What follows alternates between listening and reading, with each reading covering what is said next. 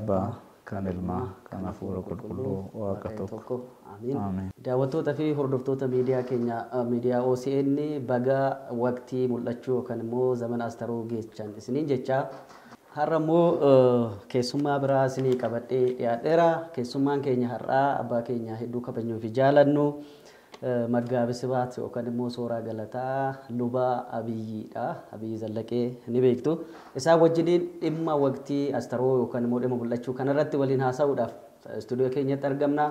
Haga dhuma sagantaa keenyatti akkan wajjiniin taatan maqaa Waaqayyootiin isin gaafan.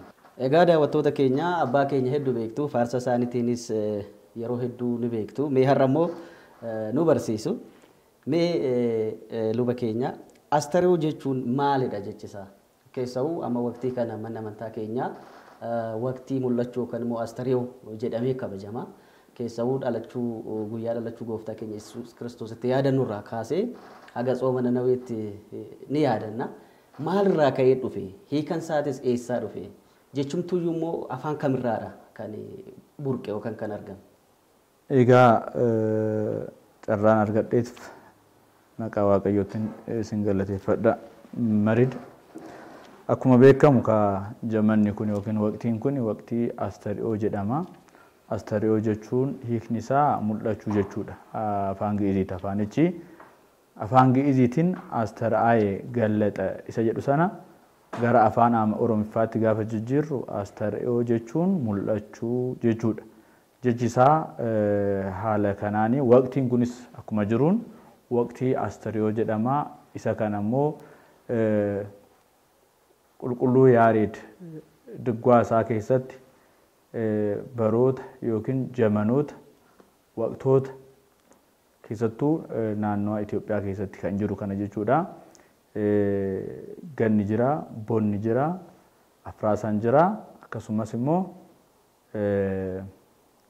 birraan jira jechuudha.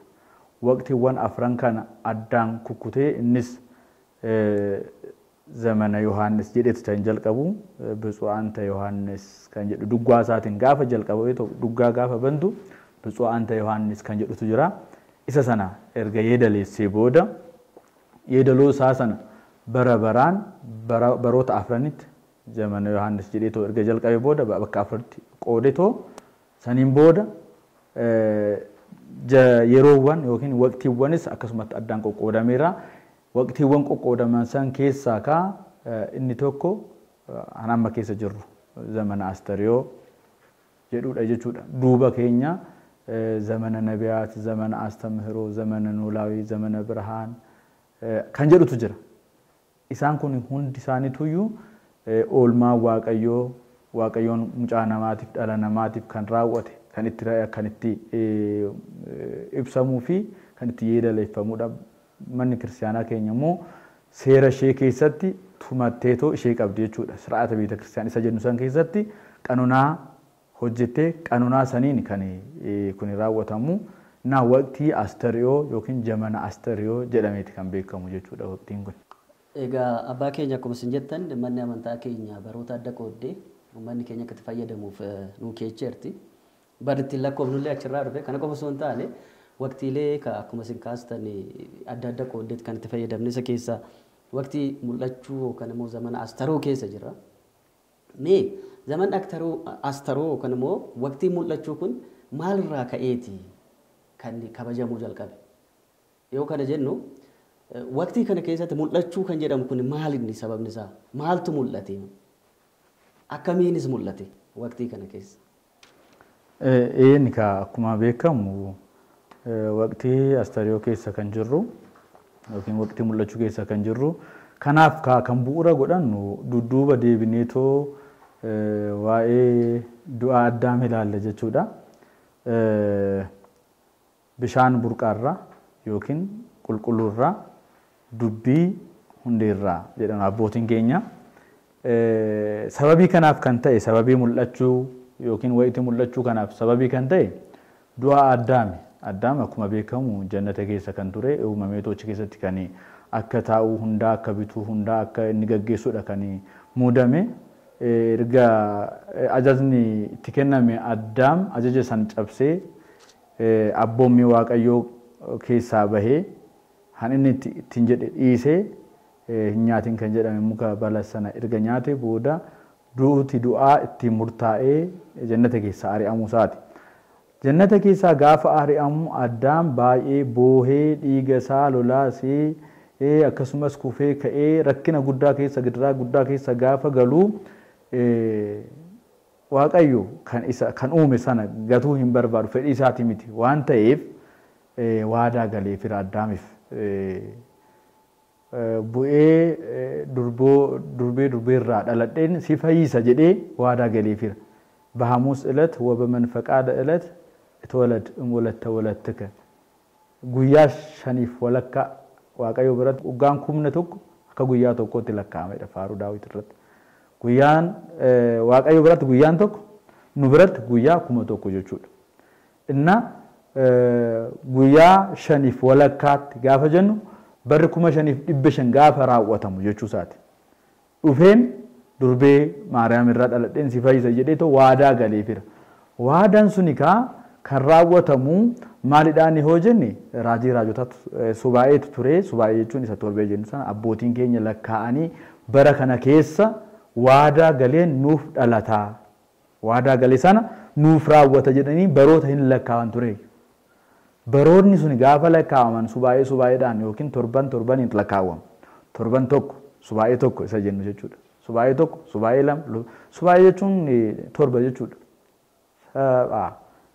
ሰባት አደረገ isa jecha gi'iziiti jechuudha jechi kuni isa kana lakkaa'anii too abbootiin keenya bara sana irra gahanii tilmaamanii jechuudha bara kana keessa dhalachuu danda'a jedhanii too subaa'een suni raawwatameera subaa'ee sanii yommuu raawwatamu kana keessatti immoo abbootiin hin jiru abbootiin subaa'ee kana lakkaa'an jechuudha itti aansanii immoo raajotni turanii raajonnis raajii dubbachaa turanii maal jedhanii Isaayyaas faana akkuma beekamu Isaayyaas torbarratti ናሁ ድንግል ትጸንስ ወትወልድ ወልደ ዱርቦን ዱርቡማዳን ዴሲ ሙጫ ዴሲ jedhanii too dubbataniiru inni kun Yesuus Kiristoosiif kan dubbatamedha raajii raajotaati jechuudha sunis dubbatame Daawit immoo raajiin suni gaafa turu akkas jedhee dubbateera rakkinni irratti gaafa ulfaatu gidiraan nama dhala namaati irratti yommuu baay'atu dhiphinni gaafa baay'atu dhalachuun isaa gaafa duubatti harkifamu fannu ileeka Maariyaam harka kee yookiin mucaa kee tokkicha kee mirga kee Maariyaam irraa gadi nuuf ergi dhufeetoo akka nu rakkina kana jala dhiphina kana jala gidiraa nurra gahee kana jala akka nu baasuuf jecha kadhannaa taasisaniiru kanaaf raajiin dubbatame suni gaafa raawwatamu samii samootaarraa gadi bu'ee durbee Maariyaam irraa Beetlihemitti dhalatee Kiristoos Yesuus dhalannaa isaaniin addunyaa kanaaf mul'ateera jechuudha. Astariyoon kun garuu sababa afuriif amma kan yaadan jechuun ayyaanonni yeroo kana yaadataman afur ta'uu isaaniiti jechuudha. Zaman Astariyoo yookiin wayitii Astariyoo kana keessatti kan yaadan. Inni tokkoffaan dhalachuu isaa kana. Inni lammaffaan cuuphamuu isaati. Inni sadaffaan Qaanaa Zagaliilaadha. Inni afuraffaan Astariyoo Maaramiidha jechuudha. Isaan kana Astariyoo kana keessatti mul'achuun isaa kan jalqabe eessatti dhalachuu isaatirraa jechuudha. Dhalachuu isaatirraa. Dhalate jechuun mul'ate jechuudha. Addunyaa kana fayyisuudhaaf warra rakkatan rakkina jalaa baasuudhaaf warra dhiphatan dhiphina isaanii keessaa baasuudhaaf warra gidiraan irra ture sana gidiraa sana jalaa baasuudhaaf isaan akka fayyaniif fayyisuudhaaf mul'achuu isaati ibsa jechuudha. Inni lammaffaan egaa kaas keessatti kan hubachuu barbaachisu dhalachuu isaati. Zamana lidati isa jennu sana jechuudha.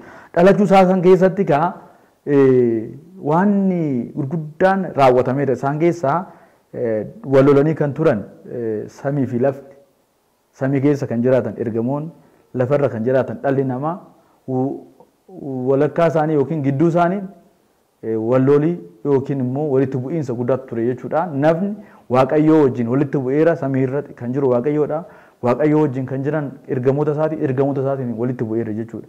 Kan lafarra jiru immoo namni immoo Waaqayyoodhaan gargar baheera. Maaliif ajaja Waaqayyoo sana cabsuudhaan gidiraa guddaan irra gahaa tureera. Kanaan kan ka'e dhiifama gaafatee dhalli namaa jechuudha. Guyyaa sana laftiif samiin walitti araaramaniiru ergamoonniif namoonnis tokko ta'anii faarfataniiru jechuudha. Na ergamoonni lafatti gadi bu'anii tiksee guyyaa sana bakka Beetaliheem jiran san wajjin waliin tokko ta'anii too ስብሐት ለእግዚአብሔር በሰማያት ወሰላም በምድር ስምረቱ ለሰብእ samii irratti waaqayyoodhaaf lafa irratti dhala namaatiif galanni haa ta'u jedhanii too isa lafa irratti dhalate mucaa namaa kan ta'e waaqayyo galateeffatanii jechuudha tokko ta'uudhaan ergamoonni fi dhalli namaa jechuudha waliin faaruun faarfatameera yeroo kana keessa ka Kiristoos mul'ateera mul'ata Kiristoos yookiin dhalachuu Kiristoos hubanna jechuudha inni lammaffaa cuuphaadha mul'achuun Kiristoos kan jennu cuuphaadha cuuphaa kana irratti egaa wanta shan laalla cuuphaa kana keessatti wantoota shan laallaa inni jalqabaa wangeela Maatewos 13 irraa jalqabnee gaafa ilaalu tokkummaan sadummaan Sillaasee mul'ateera akkamiin yoo jennu galaana Yordaanos keessatti gaafa Kiristoos bu'u abbaan waaqni abbaan samiirraa duumessarra taa'ee inni ani jaalladhu mucaan koo isa dhagahaadha jechuudhaan ዝንቱ እቱ ወልዴ ዘአፈቅር የምወደው ከነን ጃለድ ሙጫን ቶኪቺኮ ኢሰከነ ደገፈዳዳ ወሎቱ ሰማው ኢሰ ደገፈዳዳ እነ ከንሰን ጀቹዳን አባን ኢሳ አከ ደገፈኑ ኑቲሜራ እኒ ሰደፋን ጉጌን ዮኪን ሙኮዲን ጀቹዳ ጉጌን ሱኒ ጉጌን ዱፍቴ ክርስቶስ መታሳተረ ታውሼ አፉረ ቁልቁሉዳ ጀቹዳ ፈከኛ አፉረ ቁልቁሉቲ isheen sun dhuftee hafuura qulqulluudha hafuura qulqulluun dhufeetoo fakkeenya gugeetiin Kiristoos irra taa'ee tokkummaaf sadummaa isaa mul'isuu isaa nutti agarsiiseera jechuudha karaa biraatiin raajiin raajotaatis sababa kanaan sababa cuuphaa kana dubbatameera ture minta konki baay'ee zagoyeeki waantanu Yordaanos zagabaa'ika dihreeka yaa galaana Yordaanos maaliif duubatti hiiqtee yaa laga kana yookiin bishaan sana jechuudha maaliif duubatti dheessite kan jedhutu jira yaa raajiidha kun Daawit kan dubbateedha inni kana isa kana raawwachuudhaaf raajii kana raawwachuudhaaf raajii dubbatame sana raawwachuudhaaf cuuphameera inni biraa iccitiin cuuphaa guyyaa sana raawwatameera jechuudha iccitiin cuuphaa mucaa dhalli namaa bishaan irraa yoo dhalate malee fayyuu akka hin dandeenye wangeela Yohaannis qonnaa shanirratti kan dubbatame san jechuudha isa sana dhalli namaa dhugaan siniin jedha namni bishaan irraa hafuura qulqulluu irraa hoo hin dhalanne mootummaa waaqayyoo dhaaluu hin danda'u isa jedhu sana jechuudha isa sana guyyaa sana dubbateera wangeela Yohaannis boqonnaa 3 Niqoodimoositti kan dubbate sana jechuudha isa sana raawwachuudhaaf kan Yohaannis hin dubbatame sana raawwachuudhaaf iccitiin cuuphaa guyyaa sana achitti mul'ateera jechuudha nuufis mirkanaa'eera inni afraffaan diinni keenya Diyaabiloos abbaa keenya Addaam gaafa jannata keessaa baasee badheetti yommuu argatu waan tokko jedheenii ture rakkinni gaafa isaanitti baay'atu Addaamii fi Hewaanitti jechuudha rakkinni gaafa itti baay'atu gaafa dhiphatan sana rakkina kana sinirraa hin salphisaa jedheenii ture Diyaabiloos jechuudha dhaqeeto erga jannata keessaa baasee booda ergamaa waaqaa fakkaatee dhaqee isaan dogongorsiisuudhaaf jechuudha gidiraa sinirra gahe kana dhiphina sinirra gahe kana sinirraa hin hir'isa jedheenii too waa tokko gaafatee ture naaf mallatteessadha mallattoo keessan naaf kaa'adha waadaa naaf galaadha jedheenii ture isaanis Addaam gabruu la Diyaabiloos Hewaan amatu la Diyaabiloos jedhanii mallatteessaniif maal jechuudha Addaam garbicha seexanaa Hewaanis garbittii seexanaa jedhaniitu mallatteessaniif waadaa galaniif isa kana ka Diyaabiloos maal godhee isa tokko fuudhetoo Si'ool keessa kaa'e bakka inni jiraatu jechuudha isa lammaffaa immoo galaana Yoorii fi Daanos bakka jedhamu walakkaa Yoor kan jedhamu galaana tokko Daanos kan jedhamu galaana tokko isaan lamaan kun muummichi isaanii tokko bakki ka'umsi isaanii bakka lamatti baanii erga deemanii booda iddoo tokkotti walitti dhufan bakka isaan wal gahan san keessatti qireedha waan ta'eef fagoodha waan ta'eef achi keessatti fageessee awwaalee ture inna Kiristoos isa kana hin beeka waan ta'eef kan dhufeefis Addaam fayyisuudhaaf waan ta'eef xalayaa idaa keenyaa san jechuudha xalayaa sana balleessuudhaaf miila waaqummaa isaatiin balleessuudhaaf galaana Yordaanos keessa seenee miila isaatiin achitti barbadeessee balleesseera nuu baqseera jechuudha waaqummaa isaatiin nuu baqseera. Kanaaf kaa maal jedhee inni hayyuun mana kiristaanaa qulqulluu Efreemin wasaxaxa matsaafa idaa hoomu kitaaba idaa isaanii sana kan irratti mallatteessan sana in tarsaasee jedha Kiristoos nuuf tarsaase jechuudha. Saba waaqayyoo kan ta'an ijoollee Addaamiif idaa nurra ture sana inni nuuf tarsaasuudhaaf galaana Yordaanos keessa bu'ee miila waaqummaa isaatiin achitti balleessee jechuudha. Inni shanaffaan cuuphaa kana keessatti kan raawwatame waqtii mul'ataa kana keessatti jechuudha. Garraamummaa yookiin gadi of qabummaa Kiristoos. Kiristoos harka Yohaannisitti dhaqeetoo cuuphameera. Harka garbicha isaatti jechuudha. Utuu waaqa ta'ee jiru, utuu hundi isaa kan isaa ta'ee utuu jiru, inni dammaanis aannaniinis wanta fe'een cuuphamuu utuu danda'u, koottuu na cuuphi jedhee ofitti waamee cuuphuu utuu danda'u, garuu harka garbicha isaa harka Yohaannisitti Yohaannis bira dhaqee miila isaatiin deeme gadi of qabee dhaqeetoo harka garbicha isaatti cuuphamuun isaa gadi of qabummaa isaa yookiin titinnaa isa jennu sana jechuudha isa agarsiisa jechuudha.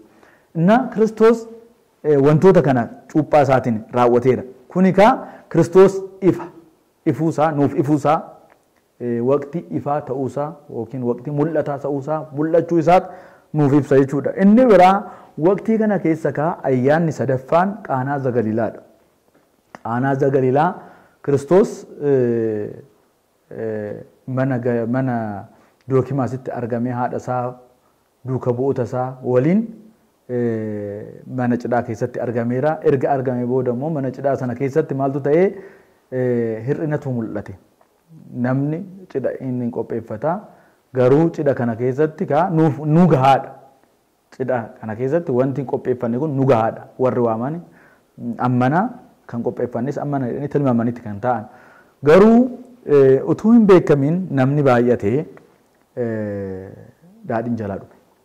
Wayiniin qopheeffata sun jalaa dhume hin rakkatanii hin dhiphatanii dhiphina sana keessatti maaltu dhalate Kiristoos dhiphinni akka jiru hin beeka. Duraanis akka dhiphinni kun dhalatu hin beeka. Akka hir'inni jirus hin beeka. Namni kamuu mana isaa keessatti hir'ina hin dhabu.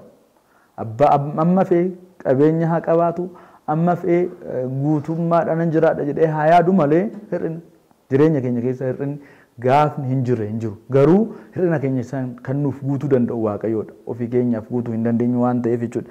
Kan dandeenyu hin raawwannaa kan hin dandeenye garuu Waaqayyootti guutuu akka danda'udha. Kana hubannu as keessatti mana Dookimaas keessatti hir'inni dhalate sana dubaroo Maariyaam dhattee mucaa isheetiin yaa mucaa koo warri kun wayiniin jalaa dhumeera wayiniin qabanii dhiphatanii jiranii jetteetoo Waaqayyoon kadhattee yookiin Kiristoos mucaa ishee gaafatte jechuudha. Kana keessatti wanta baay'eetu ka'aa asitti lakkii dubartiin nana maal na biraa qabda waan baay'ee jedhu. Isa kun yeroo isaatii miti waan ta'eef irra dabarreetu kadhannaa ishee sana garuu hubachuu hin dandeenye. Yaa mucaa koo hir'ina qaba mana kana keessatti hir'inatu jira. Dookimaas dhiphateera firri koo dhiphateera hir'ina kana guutiif jettee dubbatteetti. Kun ifa waan ta'eef hin kadhattee kana keessa hin gallu jechuudha. Argumentii kana keessa hin gallu.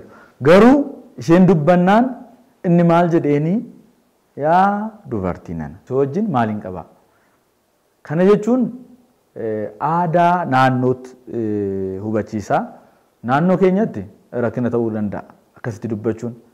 Naannoo Israa'elitti immoo keessattuu biyya Qaanaa mandara Galiilaa sana keessatti jechi kun gaarii ta'uu danda'a. Abbootiin keenyas akka nutti himanitti kabajaa jecha kabajaati. Dubartii jechuun lafee koorraa lafee dhiiga koorraa dhiiga foon koorraa foon wanta fudhatteef isheen kuni dubartii haa jedhamtu jedhe Addaam miti Heewaan. Lafee koorraa lafee foon koorraa foon. Kiristoos foon isaa eessaa fuudha? Lubbuu isaa irraa ishee irraa fudhate miti? Dhiiga isaa ishee irraa fudhate miti?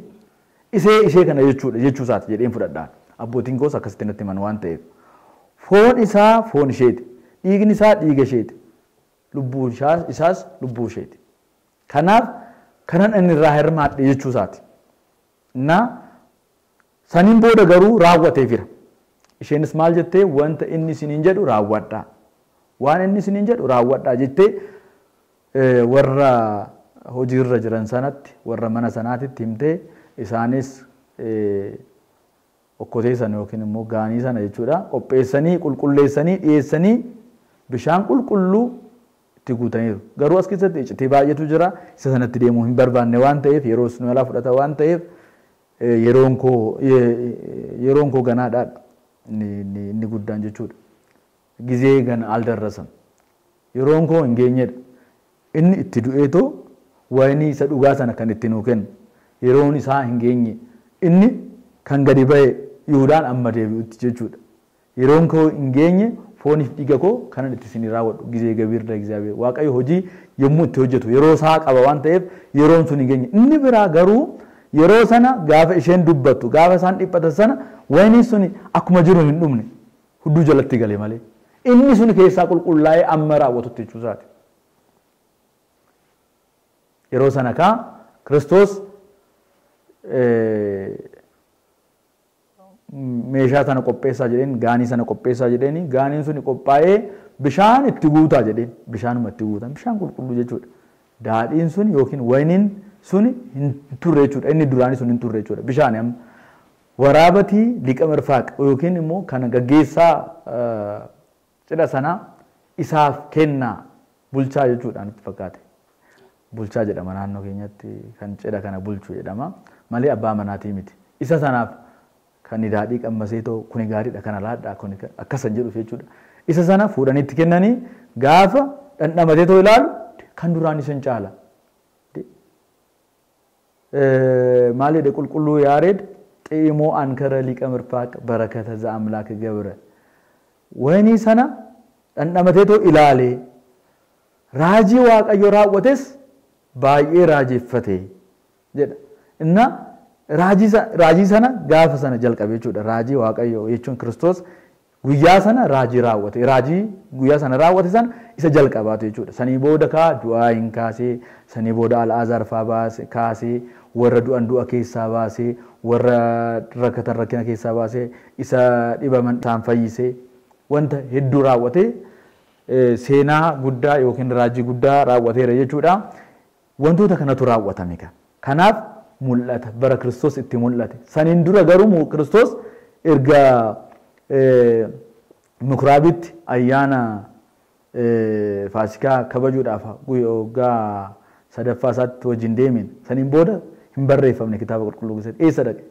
Guyyaa sadaffaa waggaa sadaffaa isaatitti fuutee to'aati isaa kara Yerusaalem fuutee deemteedha kitaabni qulqulluu. Sanaan booda mucaan ishee jalaa badee barbaadanis mana qulqullummaa keessatti yommuu gaafatu yommuu kitaaba dubbisu argatanii yaa mucaa koo maaliif na jalaa baddee ani si barbaachutti bakka beekan ga'ee jettee to'aati isaa gaafatteetti. Saniin booda seenaa kana eessa ture amma waggaa 30 kanatti eessa akka ture kitaabni qulqulluun hin dubbatu.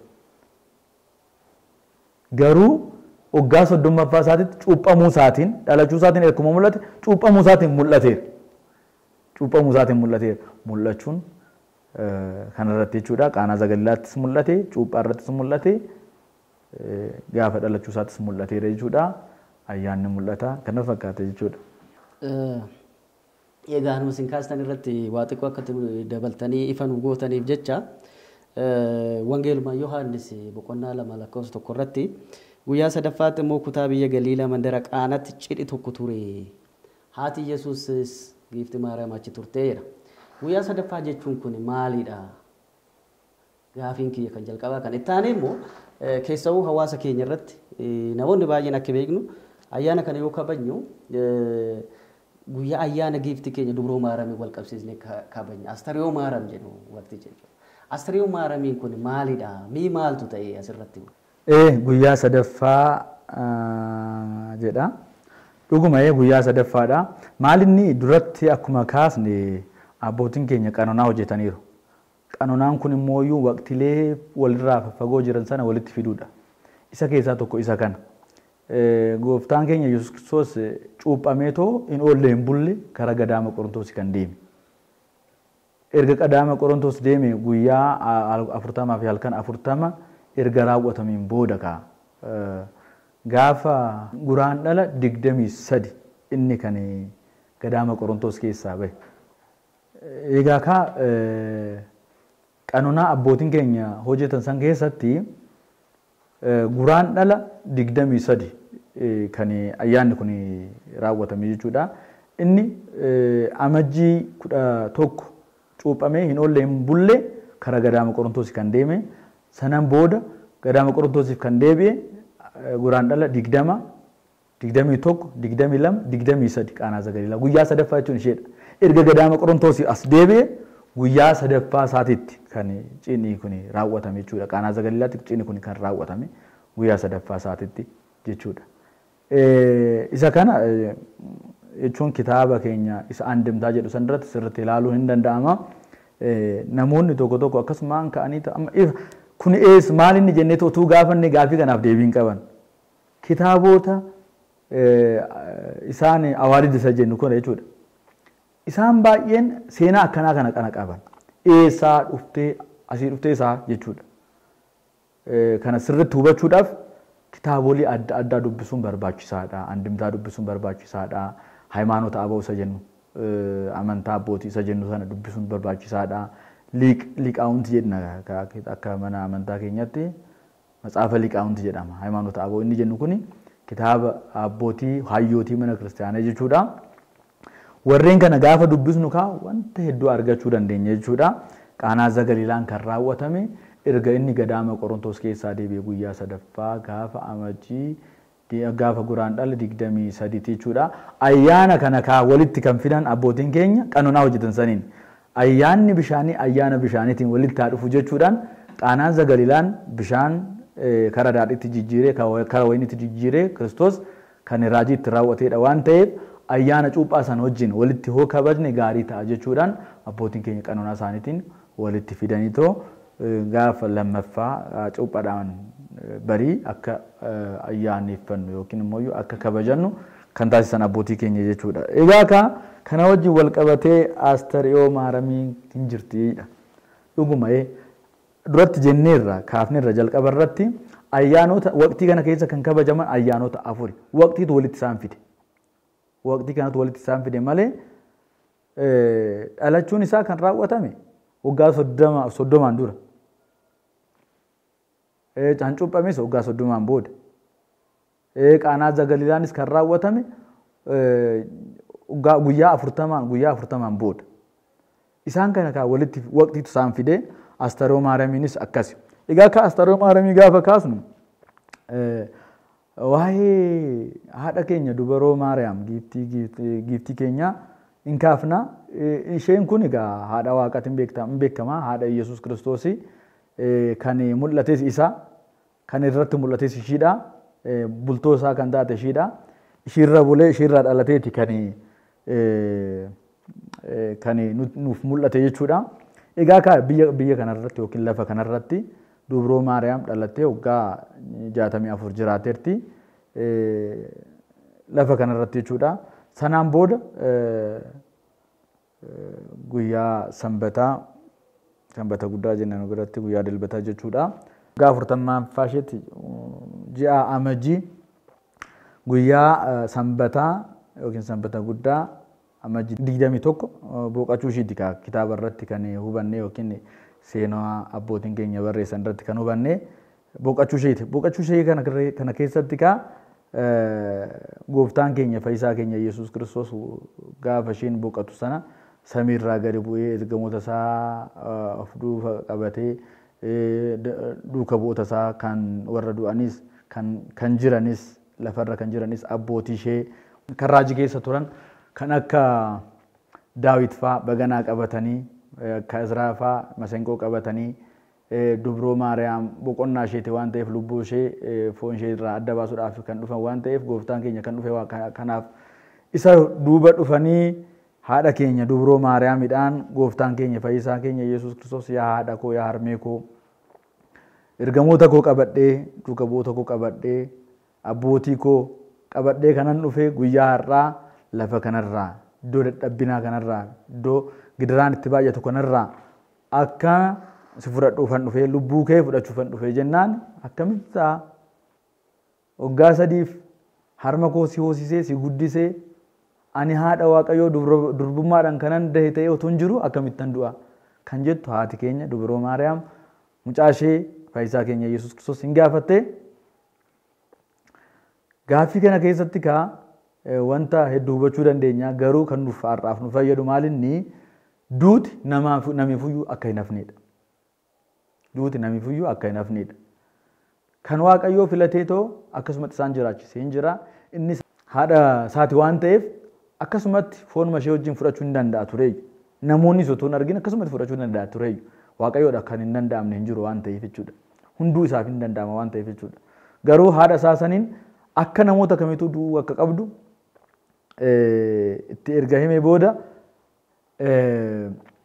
foon ishee wajjin akkuma jirtuun fuudhee si'ooliin agarsiise. Si'ool keessatti warra cinqamanii jiran, warra rakkatanii jiran, warra ibiddaan gubataa jiran isaan sana daga naannessee isaan ishee ilaalchisee booda haadhoo koo isaan kanaaf waati duute gaariidha jedheen.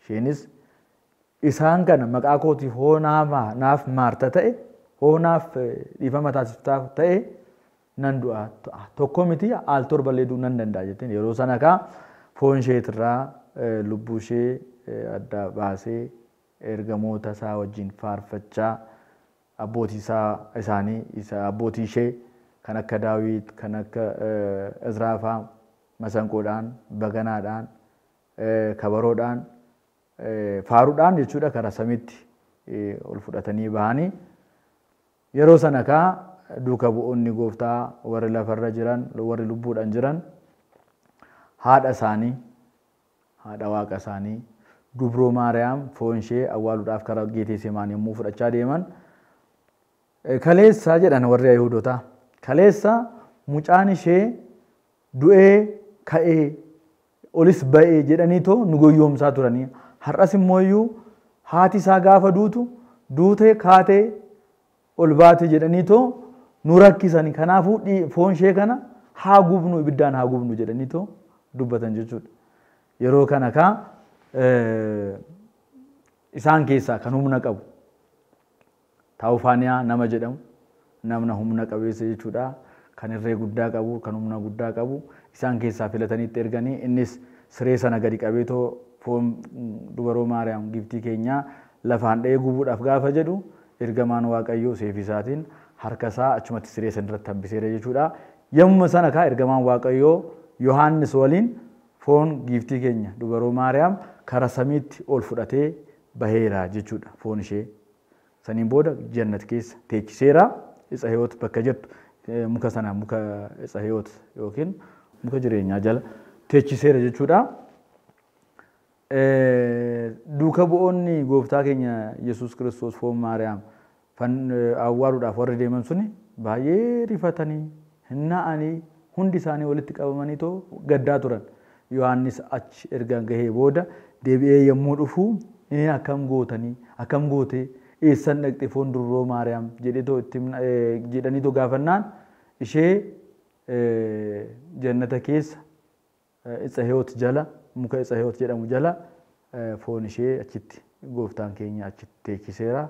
Ishee wajjin achiin turee dhufe jennaan akkamitti yaa gooftaa nuun Yohaannisin adda nu baastee ol bahuu giftii keenya dubroo Maariyaam utuu nutti hin agarsiisinaaf jedhaniitoo subaa eegalanii amma waqtii isaa xooma irratti hin xoomamu waan ta'eef xoomni saneen ture xooma filsataa ishee jennu sana jechuudha. Subaa eegalaniitoo isa sana ittiin argataniiru jechuudha. Duuka bu'oonni gooftaa kadhannaadhaan subaa'eedhaan giftii keenya dubroo Maariyaam akka itti mul'isu ta'eera. Kanaan booda gaafa naasee 14 gooftaan keenya fayyisaan keenya Yesuus Kiristoos foon dubroo Maariyaam fidee isaanitti agarsiisee irratti qaddasee foon ishee sana akka awwaalan taasiseera. Yeroo kana maaltu ta'ee duraani Toomaas namni jedhamu hin beekama kitaaba qulqulluu keessatti nama shakkaa ture. Kiristoos gaafa ol baheera jennu jedhaniitoo gaafa du'aa ka'eera jedhaniitoo duuka bu'oonni isaatti himan lakki kun ta'ummaa hin danda'u jedheetoo shakkinaan Kiristoos uumaa isaatiin walakkaa isaanitti argamee salaam lakullekum nageenya hunda keessaniif haa ta'u jedhee isaan gidduutti gaafa argamu lakki kun Kiristoosii miti jennaan kottu harka koo laali kottu bakka inni waraaname cinaacha koos laali jennaan dhaqee harka isaatiin tuttuqee too nama amaneedha. Sanaan booda har'as gaafa isheen ol baatu gaafa isheen du'aa kaatu inni hin argine turre gaafa isheen awwaalamtu jechuudha hin agarre turre. Inni hin turre jechuudha biyya lallabaasaa bakka biraa ture. Toomaas gaafa dhufu ka duumessa irra taa'eeti kan dhufu. Namni waaqayyoo hin danda'amaaf waan ta'eef jechuudha duumessa waamee akka tiraanspoorteeshiniitti jechuudha yookiin akka pileenitti waamee duumessa sana irra taa'ee gaafa inni karaa biyya isaatiitti galaa jiru dubroo Maariyaam immoo ol bahaa turte. Ergamaan waaqayyoo ol baasaa ture jechuudha. Ol baatii gaafa guyyaa 16 jechuudha. Saniin booda indi kaleessa gaafa Yohaannis irra keessa ishee baasu nagarre.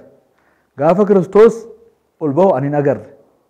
Har'as akkuma ilma ishee gizee ishiin ol baatu akkamitti ani nagarre.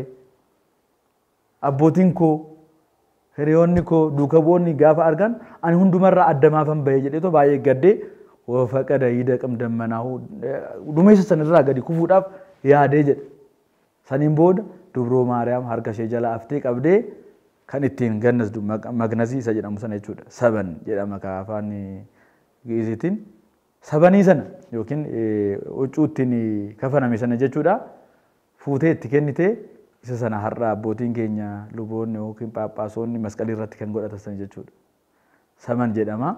Isa sana kenniteef kan ittiin gannazamte san kenniteef isa sana fudhatee too inni karaa isaanii dhufe akkam gootan waa'ee dubroo Maariyaam jedhee gaafate Toomaas jechuudha. Egaa kaa isheen kunoo gadi dhuftee gooftaan keenya fidee dhufee ishee irratti qaddasee fooniif dhiiga isaa nuuf kennee akkasumatti immoo nutis awwaallee akkasitti raawwanneerra awwaalleerra jedhaniin.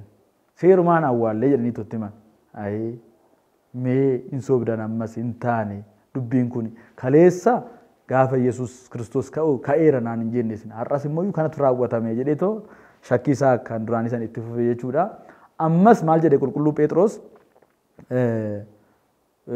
ati kaleessayyuu shakkaadha. Ati kaleessayyuu shakkaadha. Shakkaat turte har'as immoo du'a giiftii keenya Maariyaamii yookiin awwaala giiftii keenya Maariyaamii hin jiru nuun jechaa jirta jedhee too itti agarsiisuudhaaf gaafa ka'u akkas jedhaniin እረፍት በጥር በነሐሴ መቃብር ተው ይህ ነገር እንዴት ይሆናል? ዱትሼ አመጂ አዋልሼ ጃሃገያ akkamitti ta'uu danda'a kun walitti dhufuu hin danda'u maal jechuu keessanii gadi hin dhufne jedheen akka isaan sirriitti amananiif lakkii ta'eera kuni ta'eera atiin shakkita waan ta'eef malee jedhanii too dhaqanii too gaafa awwaala ishee qotanii too agarsiisan humtu hin jiru awwaala keessa. Naanii too gaafa dhaabbatan Toomaas akkas jedheen ay nan amantan jedhee tanani malee animmaa argeera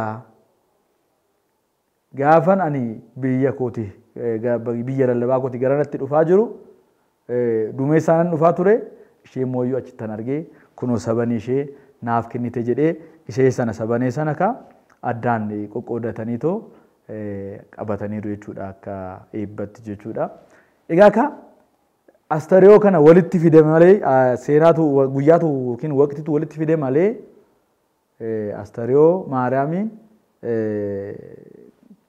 Astariyoo kana wajjin tokko miti. Garuu waqtii kanatti walitti fide too Astariyoo Maariyaamii jedhanii too kabajuu abbootiin keenyas harmooliin keenyas yeroo kana ka waqtii Astariyoo kana Astariyoo Maariyaamiin kabajanii qaanaa zagariilaa hin kabajanii ayyaana cuuphaa hin kabajanii saniin duras ayyaana qillee yookiin ayyaana dhaloota gooftaa sanis kabajaa turan jechuudha.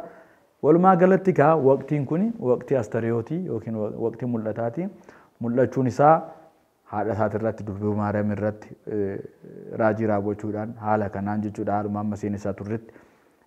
Mul'achuun isaa qaanaa zagariilaa mana cidhaa sanitti mul'achuun isaa cuuphaatti mul'achuun isaa dhalachuudhaan waan ta'eef waqtii yookiin jamana mul'achuu jedhameetoo beekama jechuudha. Egaa abbaa keenya akkuma isin jettan gaafa Astaroo dubree Maariyaam gaafa boqottutti miirri lama akka ture kan himamudha. Samii irratti haati Waaqayyoo haati gooftaa keenyaa ni dhufte jedhanii gammachuu guddaadhaan ergamoonni eegaa turanii. Daawwitis faarsa isaatti deebi'ee faarfataa akka ture. Israa'elillee akka faarfataa ture. Hundumtuu akka gammadanii fi hawaariyaatonni immoo haadha isaan baay'ee jaalatan. Haadha waaqayyo isaanii argamsiiste. Isaan biraa deemuu boqachuu isheetti baay'ee gaddanii turanidha. Keessayyuu Yohaannisii fi hawariyaa Yohaannisiif yookaan duuka bu'aa Yohaannisiif kennamte turte kaa Dubree Maariyaam akka waadatti karaa Yohaannis nutti dabarte baay'ee gaddeedha. Sanii fi waaqayyo dhufeet isaan akka isaan tasgabba'an erga taasisee booda isheen boqatte. Raajii argan sadiin waan achitti ta'e oo Daawit faarfatu yoo Israafaan achitti gammadanii too faarfatan arganiiti tasgabba'aniidha. Erga tasgabba'anii booda immoo boqatteetu Ayihudoon baay'ee gara jaboo waan ta'aniif ilmi ishee nu alaa ba'eera nu alaan baatu reeffi ishee gubatee abiddatti jijjiiramuudha qaba gaafa jedhanii namichi isin kaastan suni Tawfaaniyaan gaafa reeffa ishee gubuudhaaf jedhu harki isaa irratti cite saanduqa reeffaa san irratti jechuudha. Booda immoo Dubree Maariyaam kadhatteef harka isaa sanii iyyuu itti deebiste. Haadhi keenya Dubree Maariyaam garaan ishee hagam dhala namaatiif garraamii akka ta'e baay'ee qajeeloo akka ta'e illee achirratti hin arganna jechuudha. Sanitti darbee immoo Yohaannisumtuu iyyuu yaalii kana gaafa argu hedduu rifate hedduu aare. Kana booda waadaa waaqni Yesuus Kiristoos akka ri'aasaa akka obboleessa isaatti ilaalaa ture. Waadaa waaqayyo natti kenne akkamittan gataa. Anillee wooshee ana laa fudhatan ta'ee nan du'a yookaan ofan balleessa gaaf jedhu waaqayyo fudhatee muka jireenya san jala akka godheedha seenis kan laallu. Mee walumaa galatti guduunfumaa fi mul'achuun kun faayidaa maal fide dhala namaatiif?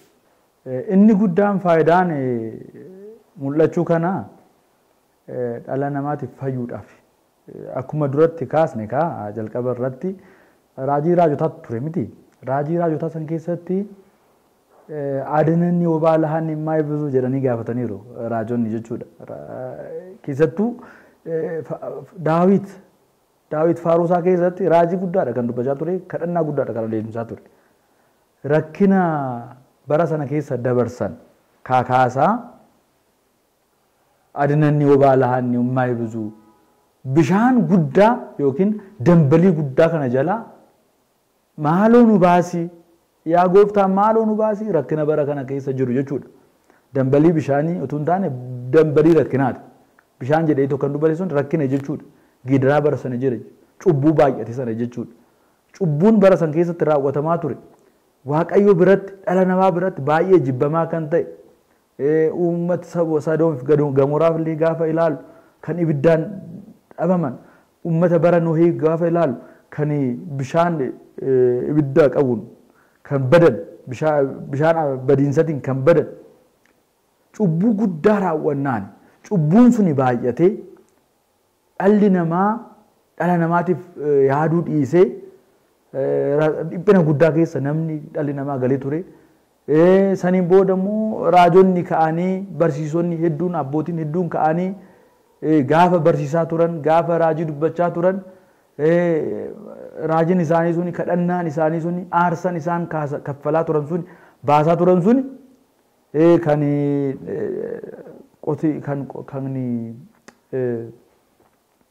gugee kan hoolaa kan re'ee kan sa'a aarsaa hedduu dhangalaasaa turan dhiiga hedduu dhangalaasaa turan raajonnis abbootinis aarsaa kanaan cubbuu kana haquudhaaf jechuudha. Garuu cubbuu dhala namaa sana aarsaan abbootis raajiin raajotaatis fayyisuu hin dandeenye. Garuu tokkicha kan ta'e abbaadhaaf tokkicha kan ta'e haadhaaf gooftaan keenya fayyisaa keenya Iyesuus Kiristoos kabajni isaaf haa ta'u kara lafa kanaa gadi dhufee waadaa gale sanaan kadhannaa kadhatame sanaan raajii raajotaatiin dhufee durboo Maariyaam irraa dhalatee du'ee dhiiga isaa dhangalaasee dhiiga isaa lolaa dhiiga isaa saniin dambalii bishaanii dambalii rakkinaa sana jalaa baaneerra jechuudha. Fayyisuu isaati mul'achuun isaa kan barbaachiseef nama fayyisuudhaaf jechuudha. Na utuu inni dhufuu baate utuu inni mul'achuu baate utuu inni dhalachuu baate dhalli namaa badee ture jechuudha. Kanaaf badiisa jalaan oolchuudhaaf mootummaa isaa nu dhaalchisuudhaaf mucummaa nuuf kennuudhaaf kara lafa kanaa bu'ee Kiristoos nuuf dhalatee nuuf mul'atee dhala namaa fayyisuusaatti hubannaa jechuudha. Zamana Astariyoon kana fakkaata bara yookiin zamana Astariyootiin baga isiniin gahe jechuun barbaada. Hayyee luba keenya luba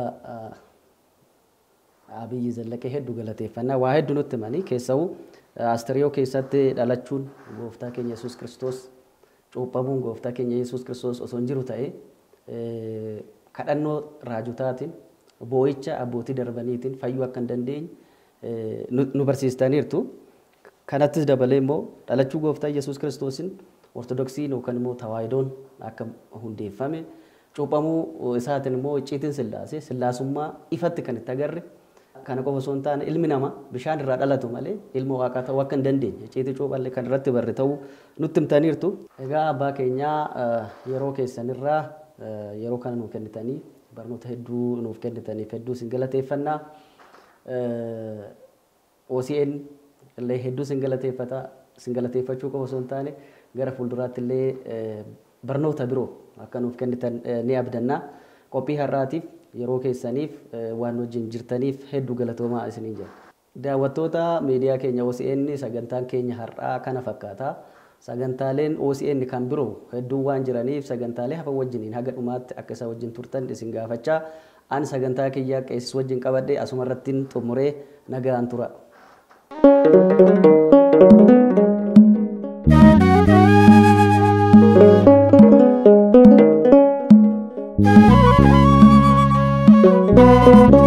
Thank you.